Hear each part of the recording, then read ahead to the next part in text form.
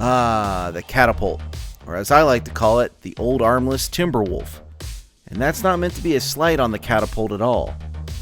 The Catapult C1 is a capable fire support BattleMech that was first produced by Hollis Incorporated in 2561. Hollis Incorporated would later develop the Battlemaster 4L in 2633, and then decide to shift their production focus over to the Battlemaster, which ended up forcing them only to do limited runs of spare parts to support the current install base for Catapult owners out there throughout the Inner Sphere. So let's fast forward to the fall of the Star League and Kerensky exiting stage left.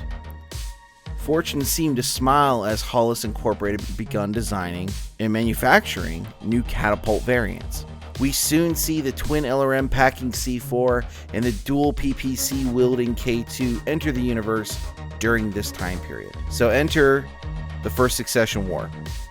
And when the First Succession War broke out, the great houses would end up making targets of the manufacturing centers, just blowing them up, trying to deny their rivals any advantage in the war, even when at the cost of losing technology.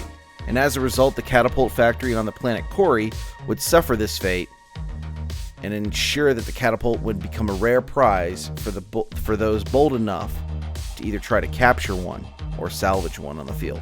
In the years leading up to the clan invasion, the Catapult would see a resurgence when the Draconis Combine commissioned Yori Mech Works to reproduce the K2 variant.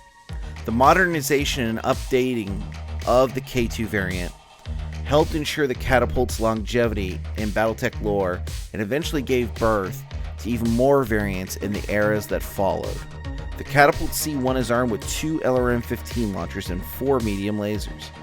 Obviously, the LRMs are there for reaching out and touching someone with explosives, while the medium lasers are a way to deter any lighter mechs from engaging in close-range shenanigans. While the damage potential of the LRM-15s is impressive, the actual damage output is severely limited in the C1 as it only has 1 ton of ammunition. The later C4 variant would correct this by downgrading the medium lasers to small lasers in order to cram more ammunition into the BattleMech. So, I mentioned the C4, so we're actually going to look at both the C1 and the C4 and compare it in-game, actually in both games. So we'll start in Alpha Strike right now with the C1. It's going to come in at 32 points with an 8-inch jump. The C1 gives you an okay damage profile for a Star League era mech.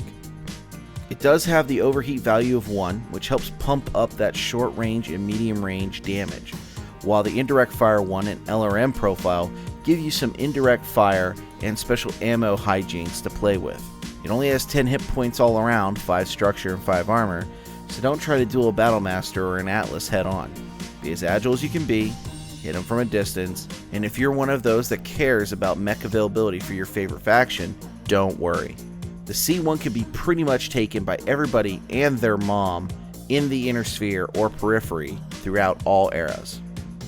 Let's jump over to the C4. The C4 shows up in the year 2565 and mimics most of the stats from the C1 with a few changes. You sacrifice 1 extra damage at medium range, but in exchange you gain indirect fire 2, an expanded LRM stat line, and the overheat long ability. And it even comes in cheaper by 1 point. Faction availability isn't as open as the C1, however. The only factions that can take the C4, if you adhere to the faction availability list, is the Outworlds Alliance, the Capellan Confederation, the Magistry of Canopus, and the St. Ives Compact.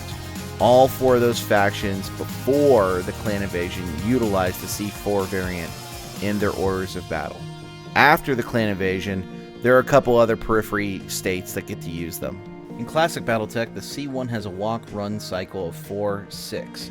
Combined with its mighty jump of 4 hexes, it's able to deal out a PSR check if it hits home with all 4 of its medium lasers. This introductory level missile boat is a beefy addition to your Succession War forces. Just make sure all of your shots count, because depending on what rules level you're playing with, once you run out of ammo, the Catapult goes into force withdrawal.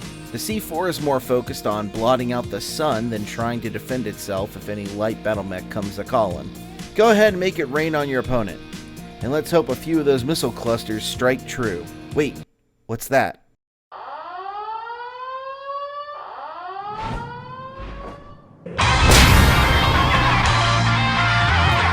Here's a better alternative. The Royal version of the C1, the C1B. This variant loses the overheat value in Alpha Strike, but gains more consistent damage at short and medium ranges. It also boasts the indirect fire 2 and expanded LRM profiles from the C4 variant for a measly 6 additional points. Wow!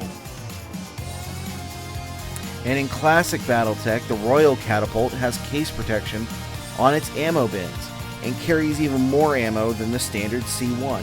The only drawback is, as far as faction availability goes, if you're playing before the first Succession War, only the Draconis Combine, Terran Hegemony, and Starleague can take it.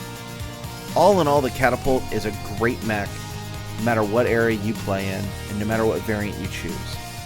I plan on covering the K2 in a different video once I modify one of these plastic catapults to have some pew-pew on them. If you'd like to know more about the Catapult, check out Technical Readout 3039 or 3025 or Technical Readout Succession Wars. There's a lot of different options out there. You should be able to find these stats easily. But again, if you want to get the best of collection for all the Succession War stuff, check out the new Succession Wars PDFs that just dropped a couple weeks ago on Drive-Thru RPG. Guys, have a good one, and thank you for watching.